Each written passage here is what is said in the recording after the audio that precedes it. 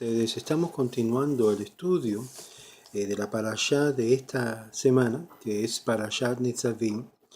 Y en la Parashat Nitzavim encontramos en el primeros versículos que habíamos visto en el otro video brevemente, el hecho que estamos de pie, o ustedes están de pie hoy, hablando de un estándar que ellos tenían ya, hacerse pueblo de Israel, pueblo escogido de Dios. Estamos ahora en el verso 15 de la parashá, que dice, Ki atem yadatem et asher yeshavnum ba'eretz Mitzrayim va'et asher avarnu ba'kerev hagoyim asher avartem vetir'um et shekutechem ve'et gilulechem Etz va'even kesef v'zahav asher imachem. Dice, puesto que ustedes saben cómo moramos en la tierra de Egipto y cómo pasamos en medio de las naciones por las cuales pasaron y vieron sus abominaciones y sus ídolos detestables de madera y de piedra, luego dice, de plata, de oro, que ellos con quien estaban con ellos. Él dice que estos ídolos estaban con el oro y la plata. La advertencia contra la idolatría en este pasaje es algo que es repetido constantemente a través de la Torá. Este pasaje nos advierte sobre un aspecto muy desconcertante y sombrío de la conducta humana. Debido a la experiencia de haber vivido en Egipto o entre las naciones y por cuanto pronto se asentará en Canaán, Israel conocería por primera fuente lo detestable y vacía que es la idolatría. Y sin embargo, había quienes podrían caer en la tentación de experimentar las filosofías y el estilo de vida de sus acólitos. Esto no ha cambiado un ápice. La gente sabe diferenciar lo correcto de lo incorrecto y aún así urde complejas tramas racionalizadas y racionalizadoras para legitimar el mal, la inmoralidad y disfrute de ambos. Aquí en el verso 16 habla de lo que es de la plata y del oro, que estaban con ellos, hablando de la idolatría o los ídolos. La Torá traza una sutil diferencia entre los ídolos fabricados con materiales baratos como madera y piedra y aquellos confeccionados con metales preciosos, los de plata, de oro con ellos, y es decir, oculto bajo la custodia de sus dueños para que nadie se los robe. Dice Rashi, cuán recible resulta que estos ídolos omnipotentes ni siquiera pueden defenderse contra vulgares ladrones.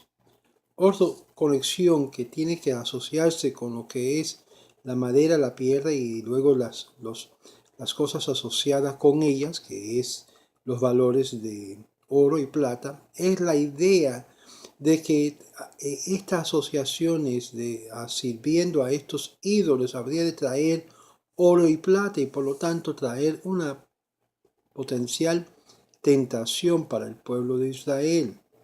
Y es por eso que leemos en el verso 17, Sabesh Porem, una raíz de la que brota.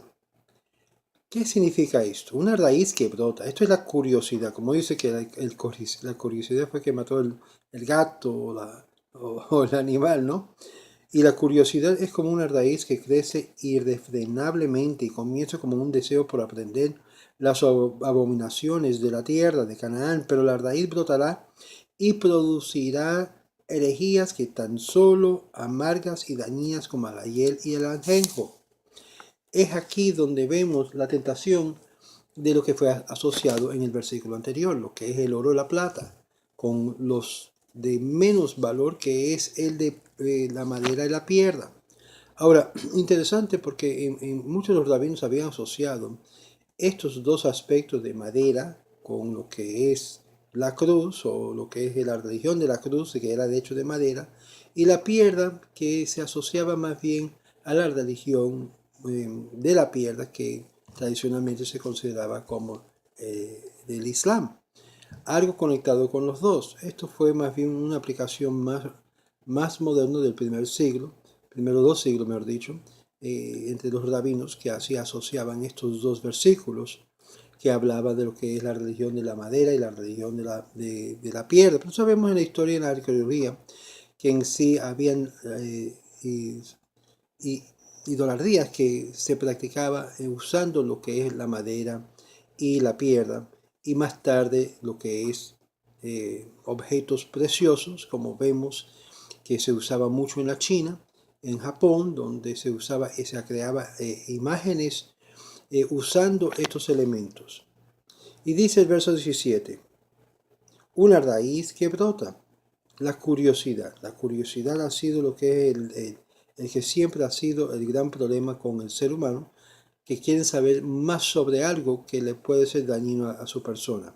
Quizás haya entre ustedes un hombre, una mujer, una familia, una tribu cuyo corazón se aparta el día de hoy de estar con el Eterno nuestro Dios para ir a servir a los dioses de esa nación. Y quizás haya entre ustedes una raíz de la que brota hiel y ajenjo. Y sucederá que cuando oiga las palabras de esta imprecación se bendecirá en su corazón diciendo, la paz será conmigo, aunque según el pensamiento de mi corazón vaya, para así añadir los dragados sobre los sedientos. Es decir, la paz será conmigo. Shalom yihye li. Nada me va a pasar. Dios está conmigo como quiera, aunque yo me desvío en estas religiones y asumo estas prácticas. Aquí se origina lo que es el descalabro, el autoengaño, la idea de que uno no puede ser engañado, de la que la paz será conmigo para que yo pueda hacer lo que me plazca sin temor. Las calamidades son cosas que solo ocurren a otras personas, a mí no me ocurren. El Hafez Haim solía decir que muchas personas pareciera que fundamentan su vida sobre la absurda noción de que hay ciertas clases de personas que con propensa a morir, pero ellas no. Ellas creen permanecer inmunes a toda clase de muerte física o espiritual. Y es aquí, para añadir a los regados sobre el sediento, regado es una expresión metafórica que denota pecado involuntario, porque cuando una persona haya bebido más de la cuenta se embriaga. Podría ser y podría pecar sin estar consciente de lo que está haciendo. Sediento es una metáfora de mazid, pecado intencional, porque una persona ansia. Por el versículo nos quiere decir que solo una circunstancia normal es que Dios trata los pecados involuntarios con indulgencia, pero cuando la persona cae presa de una falsa ilusión, de la que es libre de hacer lo que le plazca, la paz será conmigo. Dios le hace responsable incluso por sus pecados involuntarios, sus regados, dado que son el resultado de la indiferencia exhibida ante la gravedad de una transgresión. El castigo por los tales pecados entonces es agregado al que merece la persona por sus pecados intencionales. El Ramban adopta un enfoque distinto. Interpreta este versículo como una advertencia para que la gente controle sus deseos antes que caigan atrapados en las redes de la tentación, porque una vez que ceden la curiosidad de degustar lo prohibido, su apetito se intensifica constantemente al punto que la persona requiere de actos o alimentos cada vez más novedosos, sofisticados para satisfacerlo.